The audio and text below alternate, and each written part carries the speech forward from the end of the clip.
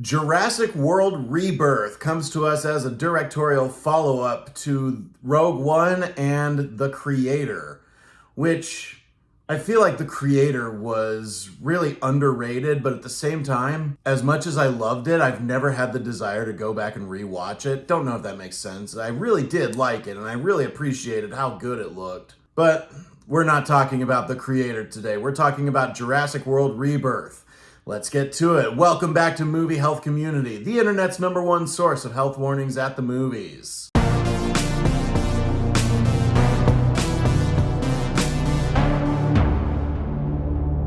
So Jurassic World Rebirth is the next reboot in the Jurassic Park franchise. It's a reboot of Jurassic World. We're in the same universe, but we've got a whole new set of stories with a whole new set of characters. Let's get into it. Is Jurassic World Rebirth safe for photosensitive audiences? The answer is that about the first 3/4 of this movie actually are safe for photosensitive audiences. The problem comes in about the last quarter of the movie, where you are going to miss things if you have to cover your eyes to protect yourself from strobe lights. There is a scene, I think it's about a third to halfway through the movie, that takes place during a thunderstorm at night. There are some background strobes of lightning.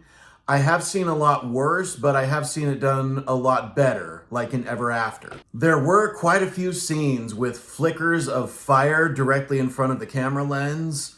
That includes campfire type fires as well as signal flares. But the real culprit comes with the constant presence of flickering lights. As soon as a generator turns on, from the next scene on through pretty much the climax of the whole movie, there are a lot of flickering lights everywhere. So because of everything you're gonna miss if you have to cover your eyes for the pretty intense flickering lights in the last quarter of this movie, we're gonna give Jurassic World Rebirth an 8 out of 10 for flashing lights. In terms of camera motion, most of the action is filmed with very smooth cameras. There's nothing too complex whenever the camera is flying. But there is one scene of very intense extreme heights, if you buy the illusion that the filmmakers are going for. Which actually leads me into the review, because I really don't have anything more to say about the physical or mental health of this movie beyond the horror and some of the animal gore that you would expect to see from a Jurassic Park movie. The thing to expect with a Gareth Edwards movie is to make the scale of things look enormous. He is really good at that with Godzilla, with the Death Star in Rogue One, and with the space station in The Creator.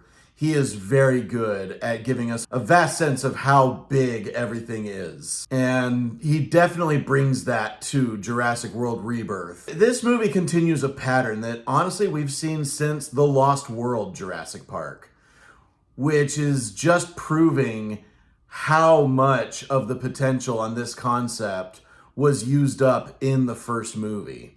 And that's something that I feel like is a hill I will die on, is that Jurassic Park used up all of its potential in that first epic and nearly perfect movie. No sequels or reboots to Jurassic Park have ever reached even close to the levels of amazing that first movie did. And I really think it's because they tapped out all of their potential in the first one. Because the magic of Jurassic Park is something that you've never seen before.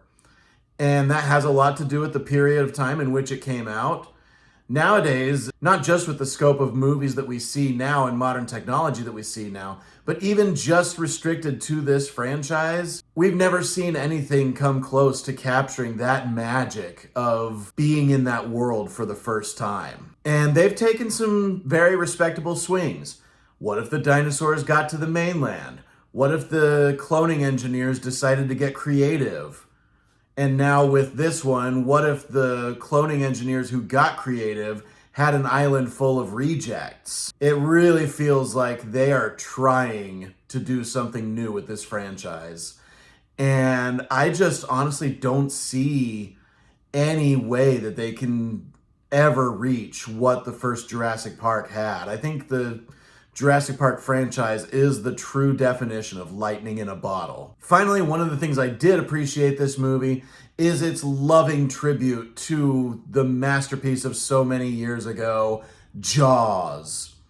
Seriously, one of the first big action sequences of this movie honestly just feels like they were saying, remember how good Jaws was? It's the member berries at work. And that seems to be all that Jurassic World has is member berries. If you're gonna do member berries, you gotta have some substance to it and give something a reason to happen beyond look how much people are paying to see it, even though it's a stale product. I definitely appreciated the energy that Jonathan Bailey brought to this movie, but it just didn't save it from being a really uninteresting thing. I guess the only other praise that I have for this movie is the family of actors I've never seen before upstaging this other plot that has all the A-list actors on it. I appreciated seeing that be an actual upstaging in a movie this big and with this much tentpole release pressure on it. I am going to give Jurassic World Rebirth a D, and that is just because I don't see any more interesting ways forward for this franchise, just like I haven't seen in years. Thank you so much to our readers on Tumblr and Facebook, and as always, an extra special thanks to our patrons on our Patreon page whose names are scrolling on the screen like credits right now. As a reminder, nothing produced by Movie Health Community is medical advice, nor has any of it ever been reviewed by any medical professionals. Be sure to leave a like on this video, hit that subscribe button, hit the bell icon if you want to be notified when we post new videos, and leave a comment if you have anything to add to this discourse about Jurassic World Rebirth, especially if you disagree with anything I've said. We love hearing from you. And as always, stay safe at the movies.